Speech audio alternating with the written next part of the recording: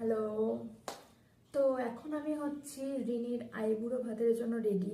অনেক দেরি হয়ে গিয়েছে, কাজকর্ম করতে করতে রেডি হব করে করে করে করে আলটিমেটলি 12:30 বেজে গিয়েছে। আর একা একা এই ধরনের শাড়ি পরা সত্যি ওটা একটা বিরাট কাজ। আমি এই ধরনের শাড়ি আগেও বলেছি যে ক্যারি করতে পারি না, বাট শাড়িগুলো পরতে তো হবে। আজকে আমি একটু দিদি সাজছি, তো ওর জুয়েলারি পরবো, তারপর বেরোবো। তো জুয়েলারিটা পরি, দেখি কেমন লাগছে।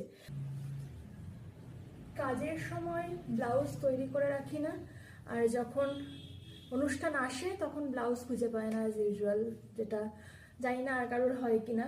আমি আপাতত অনেক রকম ব্লাউজ দেখে ফাইনালি একটা ডিপ আর হালকা একটা কম্বিনেশনই রাখলাম। এই ব্লাউজটা হচ্ছে আমার আশীর্বাদের, বাট এখন একদমই ভালো ফিট হচ্ছে না, যার জন্য আমি ভীষণ আনকমফোর্টেবল হয়ে যাচ্ছি। আর সাথে পরেছি আমি এডি জুয়েলারি, আর হাতে পরছি এই সুন্দর দেখতে স্টোনের, যেহেতু গলায়ও স্টোন ওই ধরনের রেখেছি।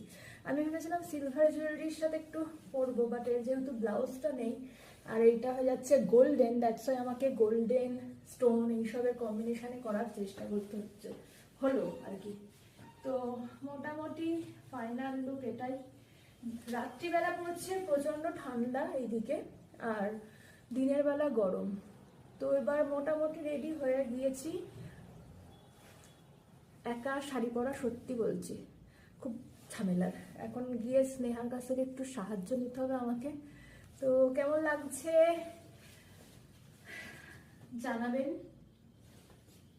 এই হচ্ছে আমার শাড়ি। এই শাড়িটা আমাকে আমার দিদি দিয়েছিল, কাজিন। তো এই প্রথম পরলাম। আজ তাহলে এখানেই শেষ করি এই ভিডিওটা।